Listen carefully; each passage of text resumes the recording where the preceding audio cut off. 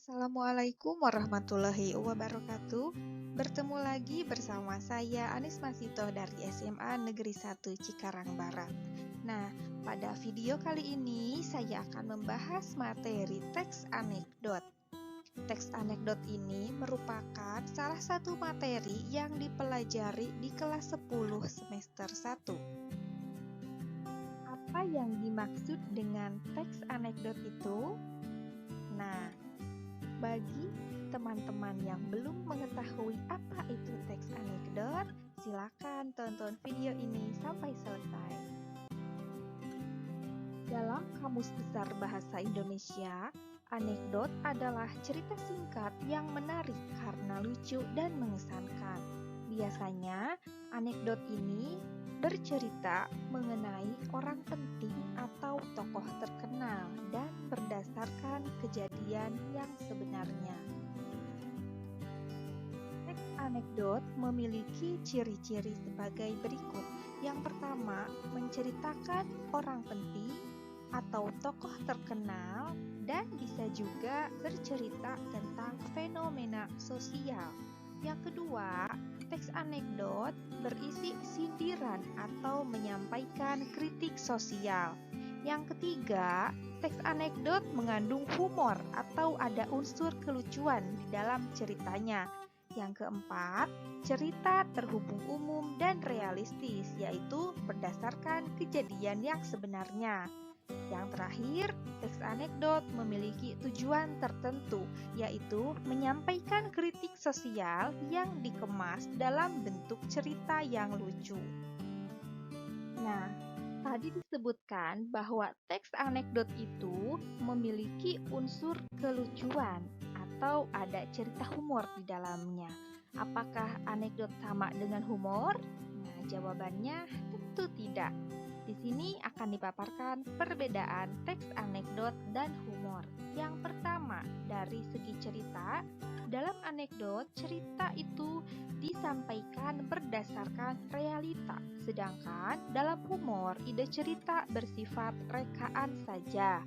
Yang kedua, teks anekdot menceritakan tokoh penting atau fenomena sosial, sedangkan dalam humor bisa menceritakan kehidupan sehari-hari. Kemudian yang ketiga, dari segi isi, teks anekdot itu menyampaikan kritik.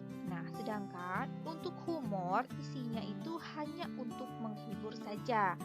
Yang terakhir, dari segi struktur teks. Kalau teks anekdot tentu memiliki struktur teks.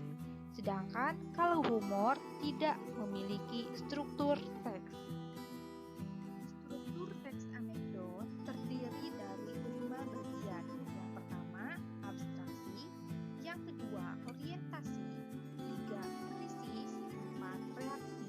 Dan terakhir, koda. Nah, bagian abstraksi ini merupakan bagian pengenalan, biasanya memberikan gambaran secara umum tentang isi teks. Yang kedua, bagian orientasi. Pada bagian ini, biasanya ditunjukkan awal kejadian cerita atau latar belakang bagaimana peristiwa itu bisa terjadi. Nah, di sini orientasi ini sudah lebih merinci daripada bagian abstrak. Yang ketiga, yaitu bagian krisis.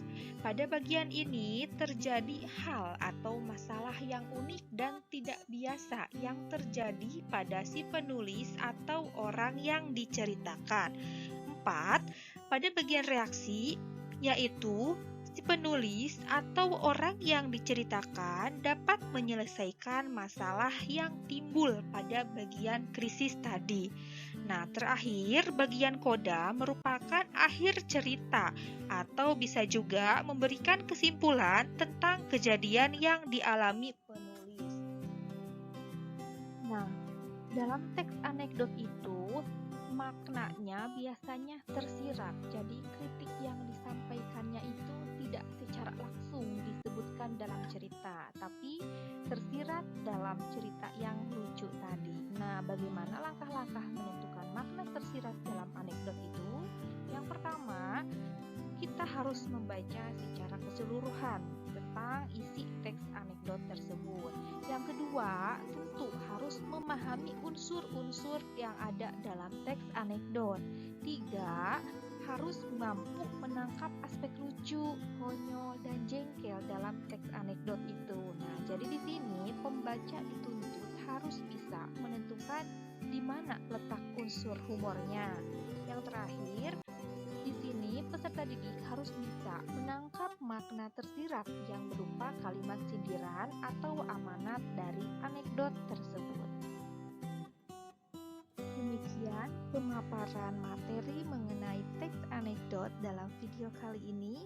Nah, untuk pemaparan kaidah kebahasaan teks anekdot akan dilanjutkan di video berikutnya. Terima kasih. Wassalamualaikum warahmatullahi wabarakatuh. Selamat belajar.